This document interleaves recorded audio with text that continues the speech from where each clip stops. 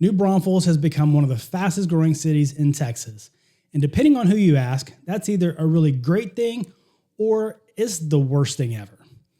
I grew up in Austin back in the 80s and 90s and lived all around the greater Austin area. But when I moved to New Braunfels in 22, I honestly didn't know what to expect myself. All I knew that New Braunfels was really fanatical about their unicorns and that it was home to Schlitterbahn because we took a yearly trip there when I was a kid. And really that's about it. So in this video, I'm actually going to break down the pros and cons of living in New Braunfels from a newcomer's perspective, from location, lifestyle, home prices, and the crazy growth that New Braunfels has experienced. But before we jump in, I'm Eric MacArthur, a local realtor here in New Braunfels, Texas, helping people buy, sell, and invest and relocate all over Central Texas. So if you're thinking about moving to the area and have questions, feel free to reach out at any time. My contact information is in the description below. And of course, make sure you like and subscribe so you can easily catch up on all the upcoming videos that come out. One of the biggest advantages of living in New Braunfels is the location. You're basically planted right in between Austin and San Antonio on the I-35 corridor, which gives you access to two major cities without having to live in either one. And you're right on the edge of the hill country, which is absolutely beautiful. Now, depending on the time of day, I can be in San Antonio in about 20 or 25 minutes. And then the other way, I can be in South Austin in about 45 minutes, granted, without traffic. You want to hit up a Spurs game? San Antonio's right there. You're looking for concerts, or you work in the tech industry, or even an F1 race? You got Austin the other way. Airport access. Either way you go, you've got two major airports that are pretty close. For a lot of people moving from out of state, New Braunfels feels like the sweet spot because it still has that Texas hill country charm while giving you access to big city amenities. And unlike some suburbs that feel disconnected and kind of blah, I know you've been there, they feel blah, don't they? New Braunfels has its own identity, and I'm actually going to get into that in just a few. Next on my list is the growth, and I'm actually going to let you decide if that's actually a pro or a con because of what that growth brings. But one of the biggest complaints you'll hear is New Braunfels is getting way too big, followed by there's too much traffic. And of course, if you've lived in other big cities like I have, you're probably going to laugh at those statements once you experience New Braunfels.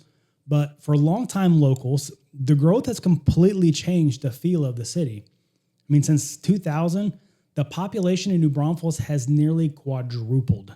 Yes, quadrupled. In 2000, there was just over 36,000 people that lived here.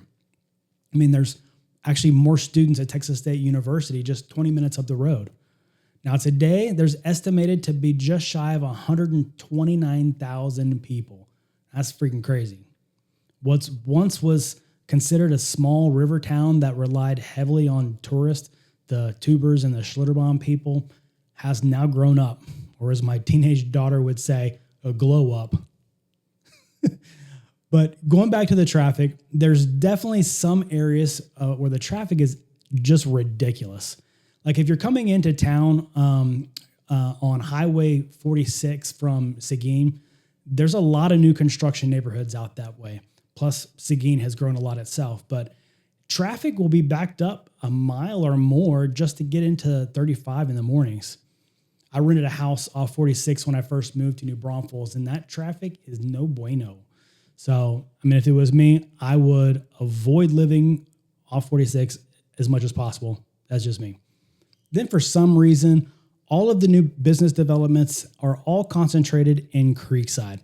I don't know why they don't try to do something somewhere else, but I mean, it makes it really convenient, but sometimes the traffic is so bad over there that you'll find yourself slamming on the brakes while you're on I-35 because traffic is backed up from that light all the way down the service road, up the exit ramp, on 35, dead stop traffic out of nowhere. So watch out for that one. So I'll share more about what this growth has brought besides the bajillion people and that backed up traffic light in a bit. But let's talk about something that is definitely a pro, and it's where most people would say New Braunfels really shines. And that's the lifestyle here, because that's really hard to beat. I mean, there's this blend of small town energy mixed with enough growth and entertainment that it won't take you long to find what you need, and you won't get bored. You've got the Comal and Guadalupe rivers where people love to come and float and hang out. And there's Land Park and Panther Canyon.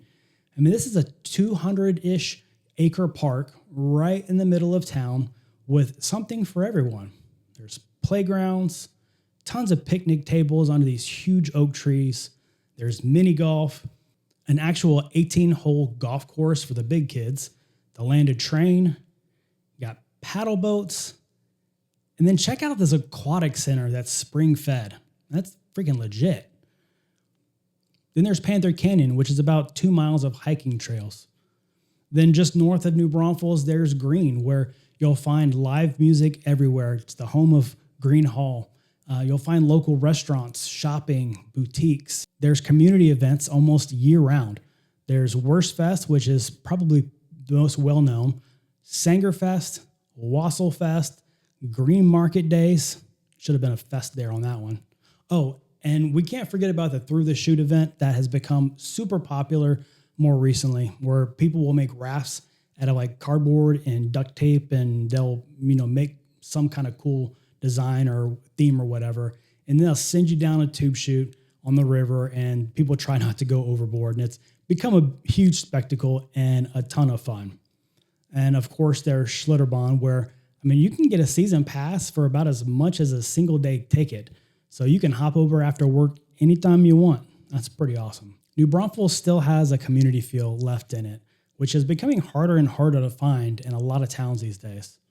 It's very common for people to meet up at different river spots, one of those community events. There's several pickleball venues, lots of kids sports, including one of the largest Little League organizations in the country. There's even a place called the Board Game Vault where you can play one of their 250 plus board games. Who would have guessed that would be a thing, right?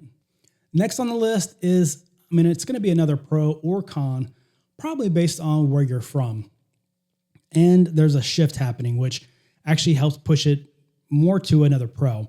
But that's the home prices and the property taxes. And like I said, if you've lived in California or Colorado or someplace like that, then you're definitely going to think the home prices here are a pro. But for a while, when you were looking for a new home in New Braunfels, even with the houses that needed a lot of work, people were expecting top dollar for some reason. So it was really hard to find something affordable.